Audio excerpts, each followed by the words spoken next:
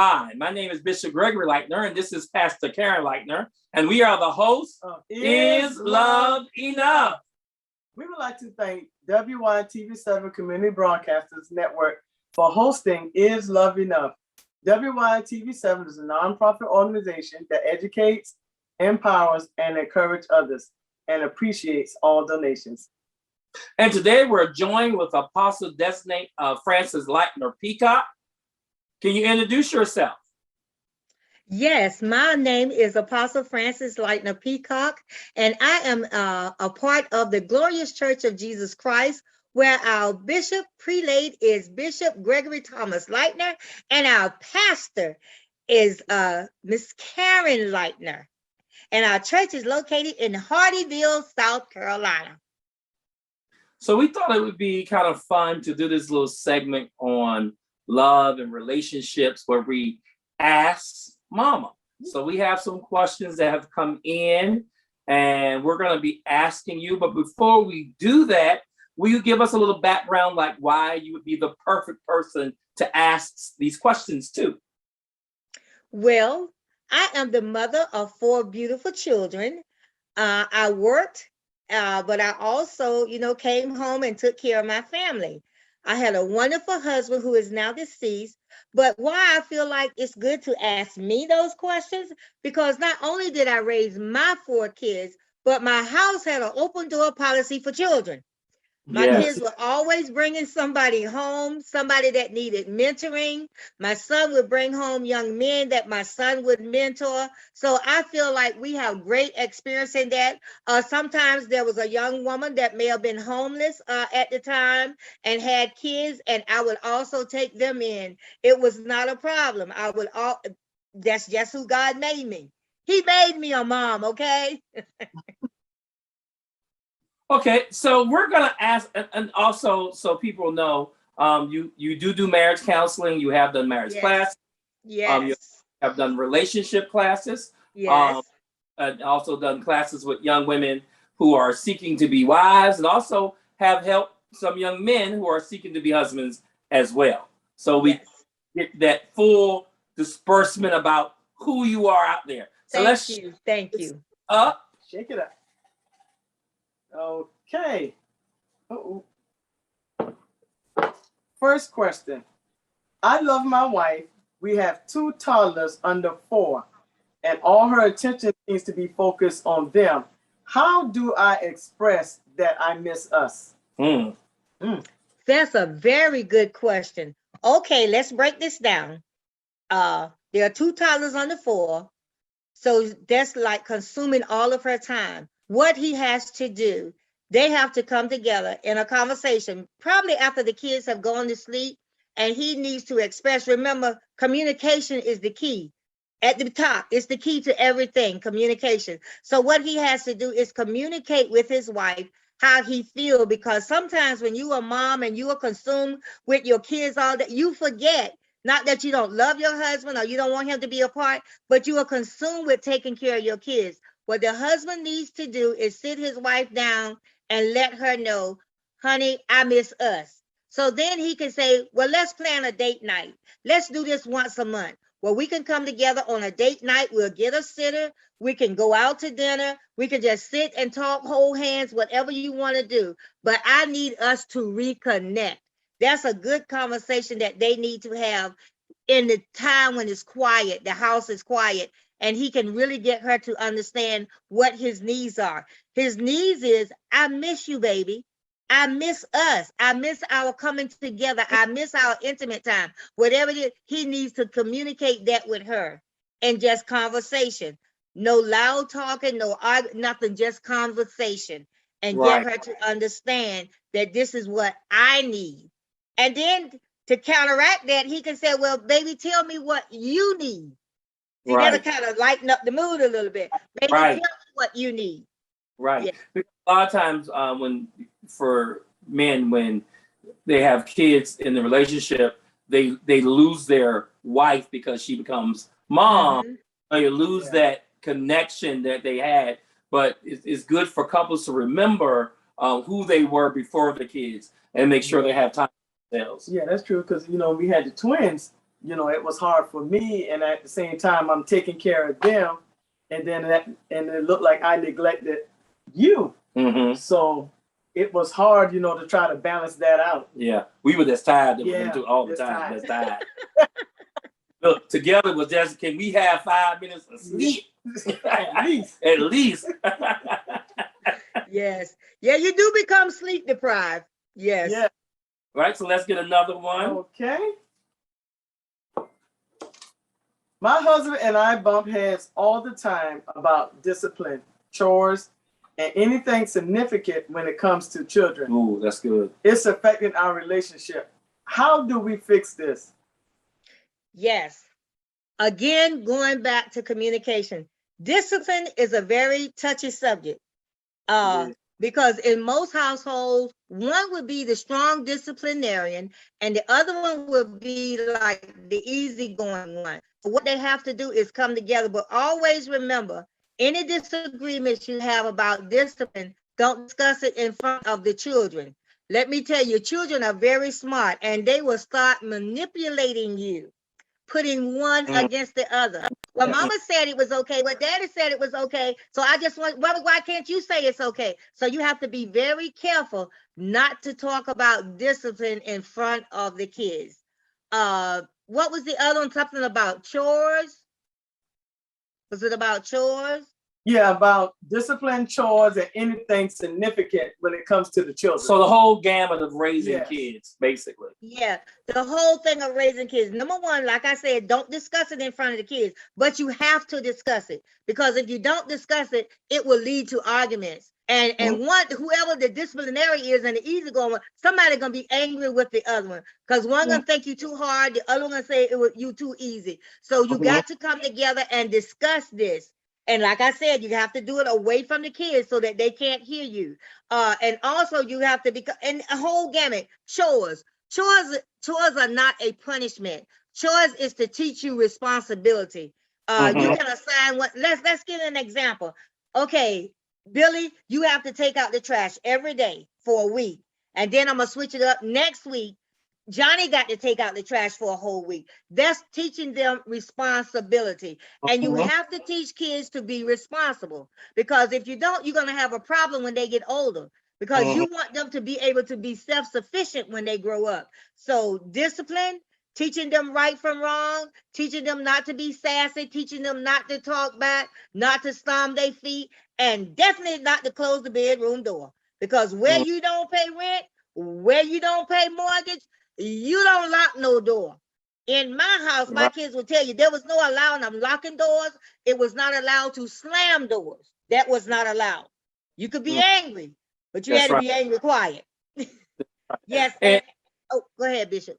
We tell parents to have a plan, make a discipline plan, make a plan before things arise, so you're on the same page. And a lot of times with this, it flip-flops between raising boys, because sometimes as a man, we raise our boys a little tougher than we do our girls. And so the wife has to give leave to that husband to be a little bit tougher on those boys, so he raised good men. But having a good plan before helps out a lot as well.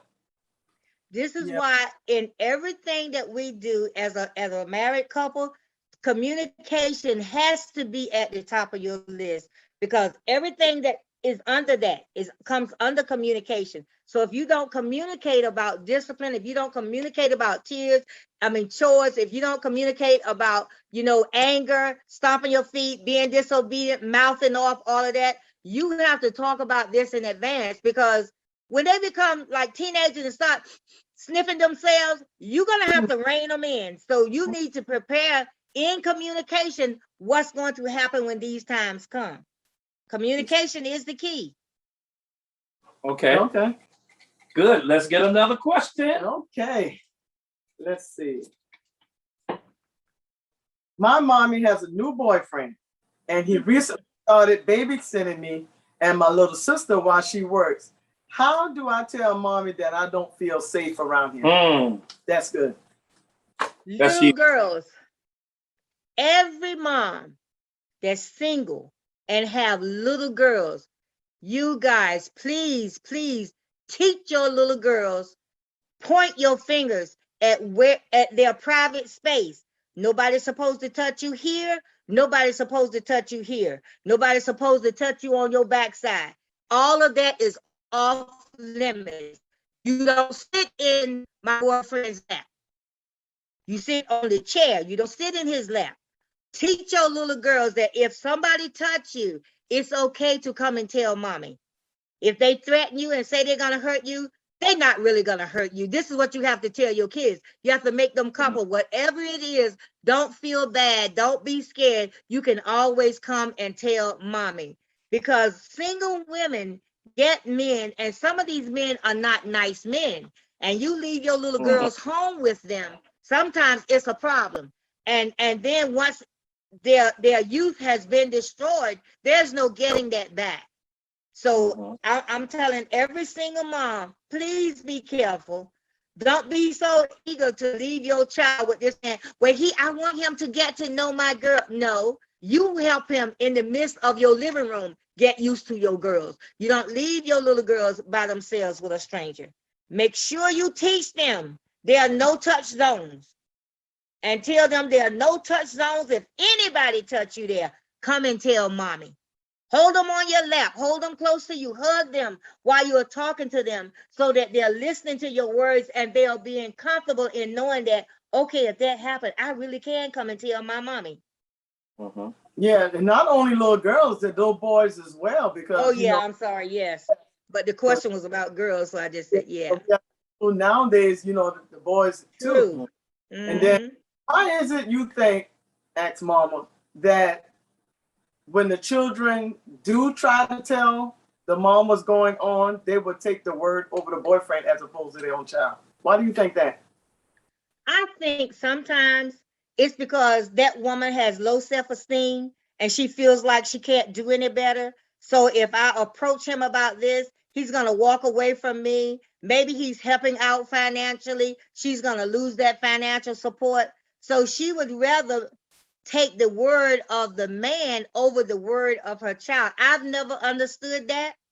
Never really understood how you take a word of a stranger over the word of your child that you birthed into this world. I've never understood that. That's women out there, if you are listening, please don't do that. Never sacrifice your child for a man. I promise you, when that child grow up, they are going to remember that and they are going to resent you. Yes, that is so true. You have to build a comfortable space for your child to tell you, and you have to believe your child. I tell people, even if you think it's not, believe your child, because it is so damaging. I work in a high school, and a lot of times I end up talking to some young men who has been molested or touched in the wrong way, and now they're questioning their whole self because of it, and their parents didn't believe them. Listen, this conversation is getting so good, but we have to take a quick break, and we'll be right back with Is Love Enough? 80% of women will develop a pelvic health condition at some point in their lives. There is relief. There is hope. The Pelvic Floor Store, your resource for personal health. Welcome back to Is Love Enough?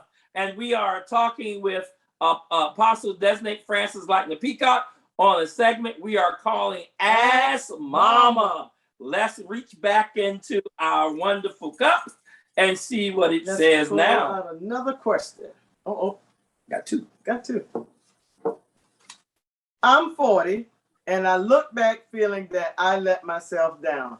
How do I live with the regret and guilt I caused my own life from the decisions I made? Wow. I'm going to assume that this is a married woman, and maybe she had a family and she put her family first to make sure that her family was okay. It could be a single woman that had kids and just needed to take care of her kids and put herself on the back burner. But either way it goes, she's now 40. And she's looking back and saying, well, if I had continued with this, I could have been this. I could have been a teacher. I could have been an RN. I could have been this. I could have been that. But she's looking at it as if she's a failure. But what I would suggest that she do is that she make up in her mind, search herself and say, okay, what is it that I really wanted to do when I was young that I didn't do, that I feel like if I had done it, I would be further along in my life than I am now. I wouldn't be looking back with regrets. I would tell that young woman, if she's a God-fearing woman, to do a soul searching with God, have a communication with God, and talk about the things that she feel like she missed. And out of all the things she feel like she missed, the one important thing that stands out in her head could be education. It could be going back to school. It could be being a mentor. Whatever it is that she feel like she missed out on, she can get it. She don't have to live with regrets for the rest of her life. She can go back and sit down, get her journal, write out her goals. Okay, starting next month, April the 24th, I'm going to start my plan. I'm going to start rebuilding my life. And if she looks at it as rebuilding my life and not trying to start over, I think it'll make a little bit more sense in her head to get where she needs to get, because she's 40. And she's feeling like looking at her friends, maybe. They all got good jobs. They're secure in their relationships. And here she is. She don't have any of that. And she's regretting. But if she do this, I promise her she'll get a new perspective on who she is, do some soul searching, like I said. She'll get a different perspective on who she is, things that she missed out on that seem important. If she find that one thing that is important and write her and set her goals to accomplish that, she's going to feel better about herself. That is good. That's good. Because a lot of times, not just women have regrets. Sometimes men have regrets too. And they look back and they go, oh my God, I'm 40 or I'm 50 and half my life over and I haven't done what I wanted to do. What do I do next? And you're right. You have to find that most important thing. And I tell people, go after it. The only thing that stops you from getting there is you. Go after it. Yes. Right. So let's reach back into the cup. Okay. I'm a pastor, and both of my teenage girls are now reaching puberty. Me and my wife have different views on birth control. Ooh. That is that's a dynamite question right there, y'all. Somebody could get mama. That is a very touchy subject. I remember this conversation going on sometime in the past. Some saying yes, some is looking at from a scriptural viewpoint where God said, be fruitful and multiply, and you shouldn't stop a child from coming into the world. You shouldn't do this, you shouldn't do that. On the other hand, my child is 13 years old. Her life really haven't even started yet. And I believe she's sexually active. So should I give her the birth control so that she can continue with her future? Or should I let her be sexually active and bring a child into this world that she cannot mother because she's not old enough to be a mother? I'm still mothering her. I would say this very touchy subject has two viewpoints. My personal viewpoint, I'm telling y'all, this is my personal viewpoint. Yes, I am a leader. Yes, I do believe in God. Yes, I believe that a child 12 and 13, 14, 15 years old should not have the burden of bearing a child. Do you see all the babies that came out of babies? What that generation is like now? That generation has no manners. It has no regard for life. It has no respect, no nothing. Why? Because they were raised by a teenage mom that her mother didn't even get a chance to mother her. Her mother didn't get a chance to teach her the values of this world. So how she know what to teach that child? I think from two viewpoints, looking at that child that's now teenagers, because most of these are now like 18, 19, and 20, them ones that was having them teenage babies. And you see what that generation is like. So to me, I would say put that child on birth control. No, you are not giving that child permission to go out and be sexually active, but you are protecting that child on the other hand. So to me, it's twofold. Me personally, I would give that child birth control. And this is something that I did not know years ago. I know now. I believe that if I had known it like I know now, I would have did some things a lot differently. I don't believe that somebody 12, 13, and 14, 15 should be trying to mother a child. They too young. They don't understand how to continue being a child so their mother can mother them. That's and my viewpoint. You know, you cannot beat this out of a child. Like, you know, No. some church, I'm just, you cannot beat this out of the child. No. You can punish this out of a child. This is human nature. It is there. Do I think 13 and 14 and 16-year-olds should be having sex? No. Is the reality that they are going to do it? Yes. And for us, we were very clear when we thought something was going on. Hey, come in, put this in your neck. Put this in, you need to take all these pills right here because you was not bringing this in here. So that was that, and that it is a personal choice. I say that, but also as responsible parents, as being Christians, we also have to be responsible parents. And as responsible parents, to me, it was, what's the responsible thing for my child's future? And for us, it was making sure they were on birth control. And okay, you're making one dumb mistake, don't make two. That's right. And that's something, you know, we didn't have fun when it came to that, because we always told them, put your education first. And so that's what we did. And not just with our girls, with our young men as well. With our young men as well, we have sons too. So I have very deep, harsh conversations with my sons too, not putting all on the girls. Hey boy, you come sit here. And we had conversations. Yes. And we make it clear that we're not giving you permission or saying, go do this. But if you're gonna make one stupid decision, don't make two. And definitely don't gonna affect the rest of your life. That's right.